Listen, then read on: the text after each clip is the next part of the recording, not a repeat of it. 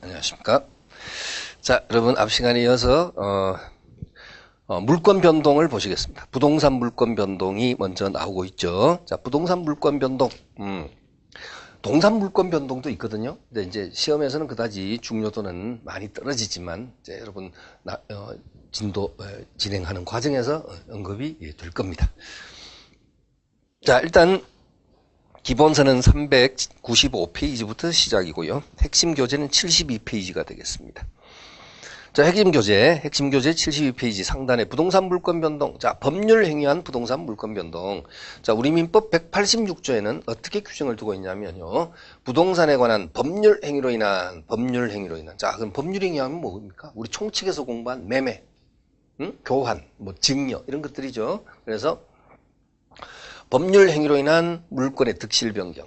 물권의 득실 변경을 네 글자로 줄이면 물권 변동이 되는 겁니다. 그렇죠? 물권의 득실 변경. 이걸 이제 네 글자로 줄여버리면 물권 변동이 되는 거예요. 그래서 자, 그럼 이렇게 쉽게 풀어서 말하자. 자, 어떤 토지에 대해서 매매 계약이 이루어졌다. 법률 행위죠? 그로 인해서 소유권 이전이 되려면, 갑에서 을쪽으로 이전되려면 뭐 해야지 이전이 된다? 등기하여야 효력이 생긴다. 등기를 우리는 공시방법으로 취하고 있습니다. 자, 그래서 이러한 입법주의를, 자, 여러분 참고하십시오. 이러한 입법주의를 형식주의랍니다. 등기라는 형식을 갖춰야 된다는 거죠. 형식주의. 또 다른 표현으로요, 성립요건주의라고도 합니다. 자, 성립요건주의라고도 하고요. 자, 형식주의 또는 성립요건주의. 그 다음에 이제 이 독일 민법이 이것을 취하고 있다 해서, 원래 독일 민법에서 비롯된 것이라 해서 독법주의라고도 합니다. 독법주의. 이런 용어는 그냥 여러분 듣고 흘려버려도 무방합니다. 독법주의 이런 용어는요. 그래서 일단 형식주의 이런 거 좀 기억해 주시고, 성립요건주의란다. 기억 좀 부탁드립니다. 이거 그냥 참고로 우리나라는 이렇지만 이웃에 일본이 한 나라는 형식주의가 아니라 의사주의라는 것을 취하거든요. 의사주의. 또는 성립요건주의가 아니라 반대되는 대항요건주의라는 것을 취합니다. 또 독일 민법이 아니라 프랑스 민법, 불법주의라는 것을 취합니다. 그래서 이건 제가 쓰지는 않고 있습니다만 의사주의, 대항요건주의, 프랑스 민법, 불법주의 이것을 취하고 있거든요. 그런 입법주의는 뭐냐면 등기 안 해도 당사자 사이에 물권적 합의만 있으면 물권 변동이 생긴다. 이런 입장을 취하고 있죠. 물론 우리와 차이가 있습니다. 물론 등기가 그러면 안 되느냐, 등기제도가 없느냐, 그건 아니에요. 당연히 등기제도 있습니다. 일본에도. 그러니까 당사 사이 물권 소유권 이전 자체는 합의만 있으면 이루어지지만, 효력이 생기지만 그것을 가지고 제3자에게는 대항은 하지는 못해요. 그래서 제3자에게 대항하려면 등기가 필요하다. 그런 입장을 취하고 있다는 거죠. 자, 일단 우리나라와 다르다. 그것만 잠깐 여러분 참고로 표현했고요. 자, 그러면 가로 2번. 아무리 우리 형식주의를 취하고 있는 우리나라라 하더라도 187조에는 특별한 규정을 하나 두고 있습니다. 187조인데요. 여기 보시면 자, 상속, 자, 밑줄 상속 동그라미 이렇게 쳐도 되는데요. 상속 공용징수. 자, 여러분 가로 안에 있는 건 아직 읽지 마시고 상속 공용징수 판결 경매. 자, 그 4개. 상속 공용징수 판결 경매. 기타 법률의 규정에 한 물권 변동은 등기를 요하지 아니한다. 그리고 이것이 187조 본문이고요. 그러나 등기하지 않으면 제3자에게 뭐하지 못한다? 처분하지 못한다. 이게 187조 단서가 되겠습니다. 그러면 여러분 거기 상속은 언제 물권 변동이 생기느냐? 자, 여러분 이거 오해는 하지 마십시오. 뭐냐면 상속 공용징수 판결 경매, 기타 법률의 규정에 한 물권 변동은 등기를 요하지 않는다 해서 우리나라가 형식주의가 아닌 방금 참고로 표현했던 의사주의를 취하는 경우도 있다. 이렇게 오해하면 절대 안 되고요. 형식주의를 취하고 있지만 법률 행위로 인한 물권 변동은 등기를 하여야 효력이 생긴다는 형식주의, 등기라는 형식을 갖춰야 한다는 형식주의를 취하고 있고요.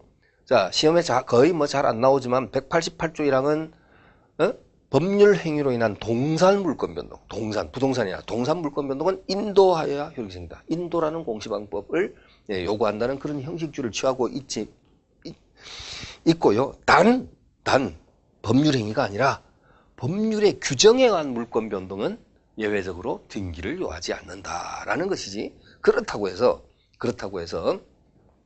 형식주의의 예외 반대인 의사주의를 보충적으로 취한다. 이렇게 결코 오해를 해서는 아니 됩니다, 여러분. 자, 됐고요.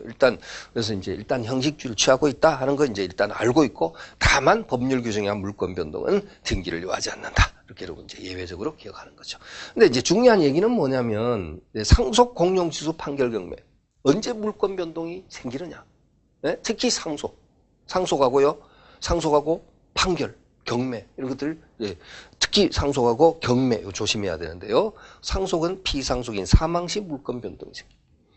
A-가 사망하면 피상속인이 아버지 돌아가셨다. A- 사망하면 어떻게 됩니까? 상속인 A 앞으로 물권 변동. 등기부에는 여전히 돌아가신 아버지의 명의로 피상속인 명의로 되어 있다 하더라도 실제적인 소유권은 누구한테 넘어온 것으로 보느냐? 상속인 A에게 이전된 것으로 보는 것이다. 등기부에는 여전히 망자 명의로 되어 있어도 말입니다. 그래서 피상속인 사망 시 물권 변동이 생긴다. 그 다음에 공용징수는 여러분 수용이거든요. 토지 수용인데 이 공용징수는 가로 속에 협의 수용, 재결 수용으로 나누어서 거기 제가 설명을 해놓고 있는데요. 실은 이렇게 기억 안 하셔도 돼요. 네, 이렇게까지 세분해서 안 물어보고, 또 공용징수는 잘 안 물어봅니다만, 그냥 보상금 지급을 이 수용은 국가나 뭐 지방자치단체가 뭐 도로를 이렇게 개설을 한다. 새로운 뭐 이렇게 도시 자동차 뭐 전용도로 하나를 새로 이렇게 뚫는다. 이렇게 되면 개인의 토지를 어떻게 합니까? 거기 인근에 있는 토지를 수용해야 되는 문제가 생기죠. 강제적으로 이렇게 취득해야 되는 문제 생기죠. 그래가지고 이제 도로를 개통을 닦아야 되는데, 건설을 해야 되는데, 당연히 뭐 해야 됩니까? 보상금 지급을 전제로 한다. 우리 헌법에도 규정되어 있습니다. 우리가 이 수용은 반드시 정당한 보상을 지급해야 됩니다. 그래서 보상금 지급을 전제로 해서 수용한 때 물권 변동의 효력이 생긴다. 이렇게 여러분 이해하시면 되고요. 수용한 때 물권 변동 생긴다. 그 다음에 판결은요.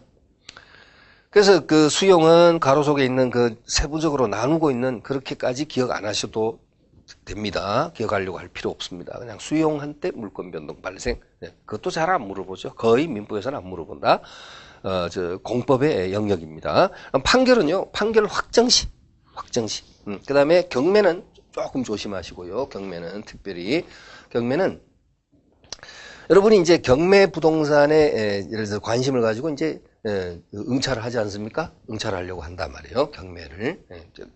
또 보니까 여러분이 최고가로 여러분이 응찰한 그런 경우로서 최고가로 여러분이 입찰을 했어요. 그래가지고 여러분이 낙찰을 받았다. 그러면 여러분 어떻게 합니까?